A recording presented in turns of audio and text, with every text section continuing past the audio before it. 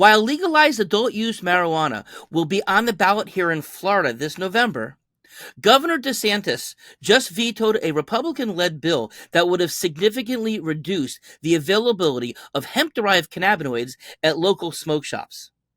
Now, while I agree with Governor DeSantis on vetoing this, I think we probably have different reasons why. But let's talk about it. Hey everybody, it's Dr. David. Hope you're doing well. I'm a board-certified pediatrician in Tampa. My practice, Holistic Pediatrics and Family Care, is an integrative functional medicine practice, and Holistic Relief is my medical cannabis clinic where I certify both children and adults. Now, part of my philosophy has always been supporting people's rights to do what they want to their bodies, whether it's off the beaten track, whether it's mainstream. I think that's something that people have a right to do. So in this video, I'm going to be discussing which cannabinoids that this bill would have limited, why I support the veto of Governor DeSantis, and of course, and I'll talk a little bit about why he said that he rejected the bill. But I'm also going to give my my overall take on this thing, which includes my concerns for these over-the-counter hemp-derived products and ways that we can make the system better. Okay. Now, of course, if you do like this, please support our work by becoming a Patreon member where you get access to videos early, as well as get education stations and other aspects that we typically only provide to our patients. Okay. Now, as far as which cannabinoids would have been limited by the bill that was vetoed, okay? Now, the law itself would have restricted this, the sales of THC-based cannabinoids that are already currently available in smoke shops, okay? Now, Delta-9 THC. So, for those who don't know, so when marijuana, medical or otherwise, is grown, the plant produces something called THCA. It's the acid of THC. And then once it's heated, it turns into 9-delta THC. So when a person were to consume a plant, if they were to eat it raw, put it into a smoothie, they would be getting THCA, which has great properties, but does not have intoxicating effects. Okay. Now, there are ways to make Delta-9 THC from other things synthetically as well. So if, and of course, if it's synthesized, it can be, or it could also be, it's small amounts are also found in hemp, and it can be isolated from them, but that's not usually the way it's done because that would be a very expensive and a wasteful way of accomplishing things because there's just not that much in hemp in the first place. Okay. But the law does allow for gummies and other tinctures and baked goods to have less than 0.3% THC, 9-delta THC. The current law says 9-delta in particular, which is part of the loopholes that we're going to talk about in a second. But that amount has the potential to still get a person high because the 0.3% is the amount per weight. Okay, so typically like 5 milligrams, which can be enough to have an intoxicating, or at least certainly a feel-good effect of THC. If you have a gummy that's this big, of course, there's probably not going to be that much. But what if you make a gummy this big? Okay, but it's only 0.3% of weight. You could still get 5 milligrams of 9-delta THC out of that. Okay. Now, another one, THCV, and this is actually one that I'm actually very excited about and really would love to see more access for because THCV, first of all, it's non-intoxicating, maybe minimally intoxicating, but the thing about it, it's an appetite suppressant. Something that could actually be really good if higher amounts were coming out in 9-delta THC products or at regular dispensaries for that, because that is one of the issues that people have is the potential for weight gain and the munchies that happen when people consume. But this would be something that could actually decrease that. Now, also, it can give people an energy boost, although some people say it's the opposite. It can cause more of a sedating kind of effect, but most people will claim more of an energy type of thing to it. But also, it's felt that similar to CBD, it could lower the intoxicating effect of THC, regular THC, when there's a higher amount in it. Now, you'll also hear about some of these other products, Delta-8. Okay, Delta-8 THC, very little research has been done. It's usually a chemically altered CBD. So it's like a semi-synthetic because it starts with a natural product, okay? And then it gets converted to Delta-8. Now, Delta-8 does have similar effects to the Delta-9 THC, but it's not considered as potent. Okay. Now there's another one that you may have heard about called Delta 10. Okay. And this is also really similar to what I just mentioned in terms of Delta 8. Again, less intoxicating than 9 Delta THC from cannabis or synthetic. But even less research is done about this. And this is part of the issue, is that there's been very little research done on those forms. And of course, having them legal allows people to potentially research them more too. So obviously that would be done through IRBs and case studies, etc., like that. But still, if a person can use it, if I wanted to do a case study on patients who told me that they were taking 10 delta or 8 delta THC, you know what? I could potentially do a case study in that. Now, to be clear, I do not advocate for people to go to these smoke shops and to get these products, because I have a lot of concerns about the impurities, and we'll get to that in a little bit. So while I'm not advocating for it, I am advocating for the right for people to get it. Okay. Now, this is actually why I supported Governor DeSantis' veto, because I do think that despite the fact that more research has been there, people should have a right to do what they want, especially when they are adults. Okay, kids can't go into a smoke shop and just get these products. They have to be adults.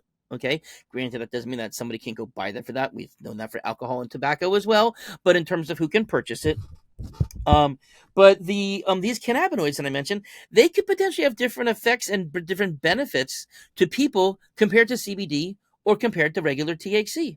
Shouldn't a person have a right to figure that out? Maybe they want to use a product that has some effects of THC, but they think, taking regular THC, 9 delta THC, that's too intoxicating.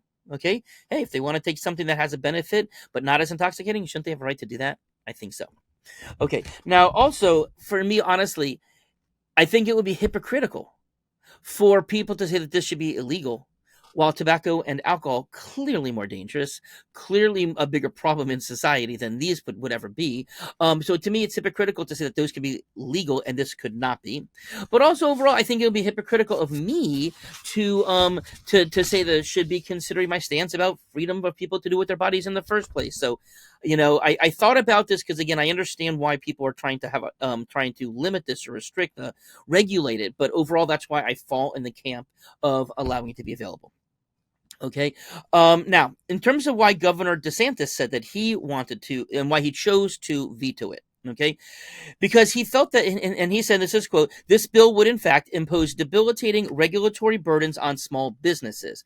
It would introduce a significant dramatic disruption and harm to many small retail and manufacturing business in Florida. So this was a pro-business decision that he made, which I understand. I understand that's what he stands for. And again, he's sticking to his principles. So I get that.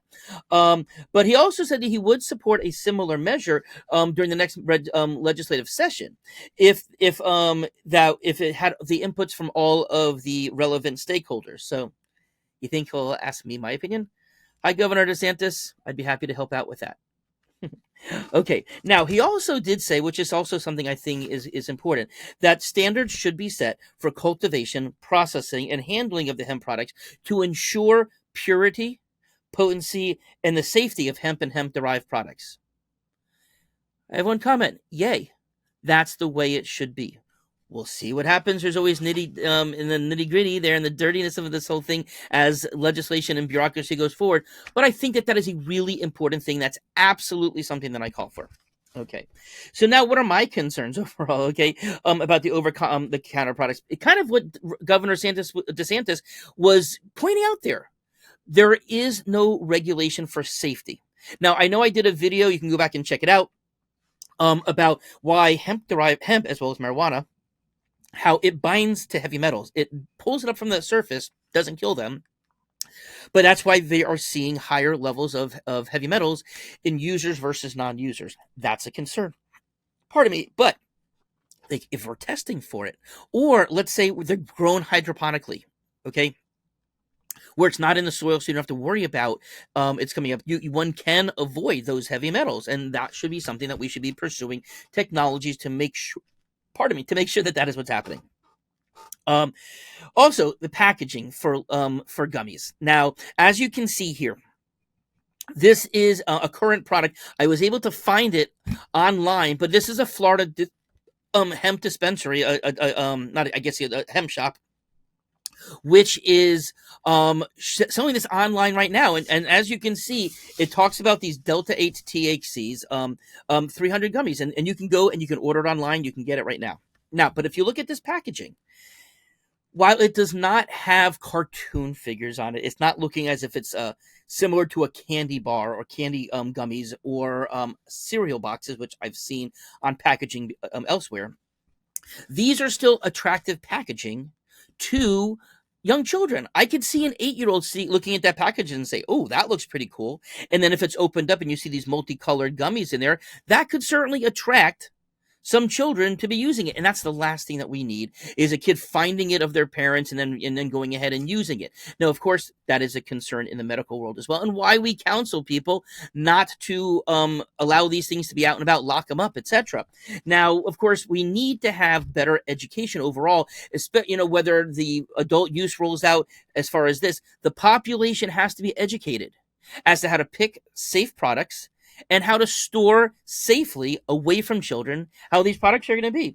So, one of the interesting things that did come up is one of the things that did happen is that a lot of the hemp industry actually has donated to DeSantis's to his campaigns and to his PACs, etc., like that, in order to try to get this bill. So I understand that's what lobbyists do. I realize that's what industries do, is they donate to PACs in order to get their point known. But I know that that's one of the things that did happen. So, but overall, for me, all forms of natural cannabinoids should be available.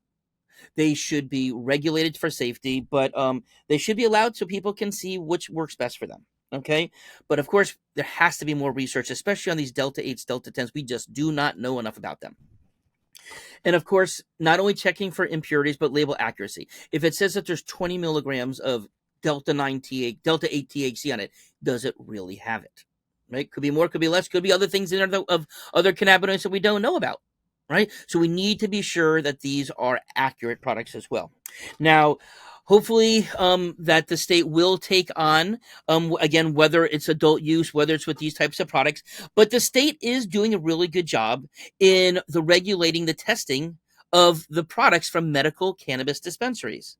I think that should be a minimum for all of these products whatsoever. And hopefully that's, again, where the legislation will come in, because, again, whether it's bringing this particular up next session or whether it's bringing up that they have to now put legislation and statutes together if adult use is passed, well, they need to do something about that. They need to make this safe for everybody. We can't be making this into the Wild West. Anyways, let me know what you think about it. Have a nice day.